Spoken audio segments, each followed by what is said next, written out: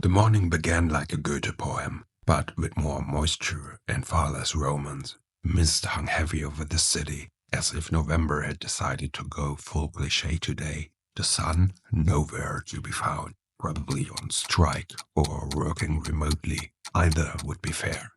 And then an inferno, a cacophony so loud it could make Wagner weep tore through the silence. My personal Valkyrie, an alarm clock I'd set up for myself. Alexa, shut up, I shouted before realizing I don't even own an Alexa. Of course not. Nothing here runs on autopilot. It's all manual labor, like the Dark Ages, but with worse coffee. Why this brutal alarm? Oh yes, my neighbors. Last night they decided to host a symphony of power drills and jackhammers, just as I was sailing into the sweet abyss of sleep. A heartfelt thanks to the DIY enthusiasts upstairs. My plan to blast them with a 5 a.m. acoustic revenge was genius, at least in theory. In practice, I forgot that I am not a morning person and that loud noises pre-coffee are my personal kryptonite. I have trembling hands and the expression of a zombie emerging from a nightmare. I somehow manage to brew coffee. On my way out, I stumble multiple times, dropping various objects, an improvised wake-up call for half the building. Someone has to save humanity after all. Outside, the rain greets me, not from above, as is proper, but from the side, the meteorological middle finger. The umbrella is a joke, everything gets wet. The jacket, the backpack, my dignity. It feels like an invisible dog is simultaneously peeing on me from all angles. Blessing in disguise? No, thank you. If the blessing shows up in camouflage, it can keep walking. I prefer mine straightforward and dry. On the way, I briefly think about the walking fortune cookie I met recently. There's little bad in every good, he'd said, before rambling about yin and yang. Fascinating how many words one can waste saying absolutely nothing. What the world needs isn't more wisdom, it's functioning trains. Speaking of trains, public transit decided to humble me further today. Our journey is delayed, announced a loudspeaker. Broken train was blocking the tracks. The old models work just fine, but the shiny new ones break down daily. Maybe I should drive the thing myself. Too bad the captain had already abandoned the ship. Mayday, mayday, I thought as I prepared for my odyssey through the labyrinth of public transport.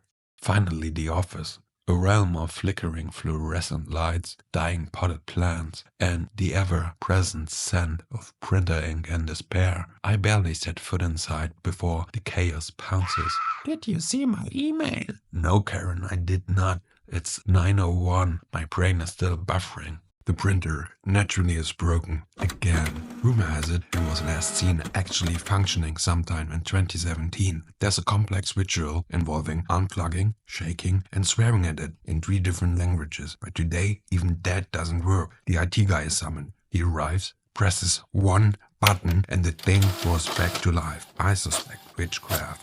Then comes the meeting, the one that could have been an email. Instead, we sit through 45 minutes of PowerPoint slides with stock photos of people shaking hands. Synergy is mentioned 7 times. I start fantasizing about an alternate life as a shepherd in the Scottish Highlands. Meetings are pure insanity. There's nothing in the world that wastes more time while pretending to be important. It's like a play with no plot, performed by people who should all be somewhere else. And the best part, it always starts the same way. The boss walks in and says, "All right, let's get started." No, we are not. You never actually start. You all sit down, stare at your laptops, pretend to be working, but in reality, you're Googling whether drinking 17 cups of coffee is lethal. Then there's that one guy, the meeting guru, the guy who loves meetings. He lives for them, and he starts with, "Before we begin, I just want to quickly add something." That's the problem, Gary. Meetings have this magical ability to never end. It's like a plane that never lands. At some point, someone says, "Let's summarize everything real quick." "Please don't." That's like being in a hostage situation and someone suggesting, Let's go over all the bullets again. and in the end, after an hour hour of psychological torture, someone finally says, "All right, to sum it up, we've decided we need another meeting on this topic." No, that's not a result. That's a vicious cycle. Meetings are the workplace equivalent of "we need to talk." You know there's no escape. You know you're going to be emotionally scared, and in the end, you walk out wondering, why do I exist? Lunchtime, I microwave my sad meal prep leftovers while Susan from HR passive-aggressively comments on my food choices. "Oh, you're eating that again?" "Yes, Susan, I enjoy my lifeless pasta with the same enthusiasm I bring to this job. You know, the human body is truly fascinating. It's this perfect, highly complex machine. And what do? We shove garbage into it and then wonder why we feel like an old couch that someone has been sleeping on for 10 years.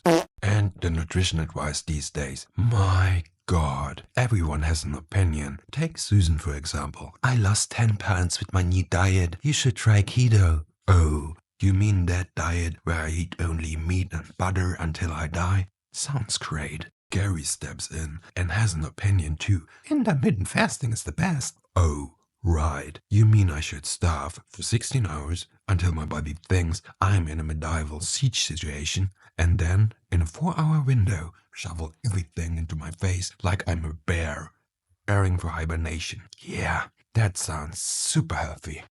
Then there are these health nuts who tell me you have to eat intuitively. My body has no intuition. The guy in my brain in charge of food is a 5-year-old on crack. If I listened to my intuition, I'd have 14 croissants for breakfast and end the day with an entire birthday cake, even if it's no one's birthday. And body awareness? Oh, that's my favorite. Every time I look in the mirror, I think, "Oh wow, that's bad. That wasn't this bad yesterday. Was it? It was? Okay, cool. Just keep breathing and ignore it." But you know the best part about nutrition and body awareness? No matter how much you work out, how healthy you eat, you're gonna die anyway. And the people at your funeral aren't going to remember your six-pack. They're going to remember if you were an asshole or not. So my conclusion, just give me cake. The afternoon drags on. A coworker asks just a small favor, which turns into an unpaid internship. I consider faking my own death. By the time I finally clock out, I'm mentally, emotionally, and spiritually exhausted. But hey, only 5 more days until the weekend. Yeehaw! On the way home, the public transport guards deliver one final insult. A bus packed with screaming babies and the unmistakable scent of regret. The noise is like a Wagner remix on crack. Somehow I make it home, wet, exhausted, but alive. What a beautiful day.